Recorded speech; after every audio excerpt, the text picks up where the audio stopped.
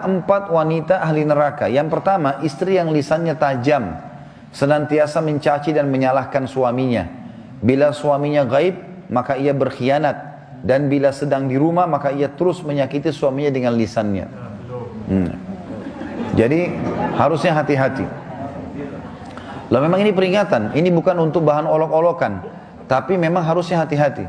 Dan apapun yang suami tidak suka, maka harus hati-hati. Bapak Ibu tahu kenapa Khadijah radhiyallahu anha dapat jaminan istana di surga.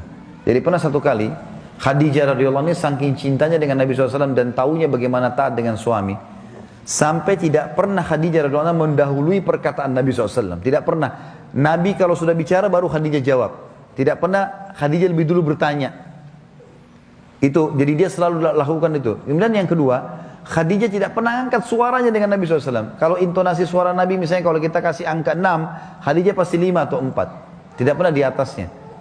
Dan saking pekanya sampai Khadijah bisa faham dari raut wajah Nabi dan dari bahasa tubuh beliau kalau beliau butuh makan atau butuh minum. Satu waktu pernah dalam hadis Bukhari, dan ini sebab dapat jaminan surga. Pernah Nabi SAW lagi duduk bersama Khadijah, lalu Nabi SAW duduk dengan posisi Khadijah tahu kalau itu butuh makanan. Maka Khadijah nggak pakai bicara, mengatakan, saya akan ke dapur, lalu dia pergi ke dapur, urusin makanan kesukaan Nabi SAW. Nabi pun tidak tahu kalau dia lagi bawa makanan sebenarnya. Jadi ini saking pekahnya. Begitu Khadijah lagi mau datang ke kamar, Jibril datang dari langit alaihissalam, dan Jibril berkata, hai Muhammad, sebentar lagi istrimu Khadijah akan datang. Sampaikan salam Tuhannya. Allah kirim salam sama Khadijah. Dan salamku juga. Jibril kirim salam. Ini lihat ibu-ibu luar biasa.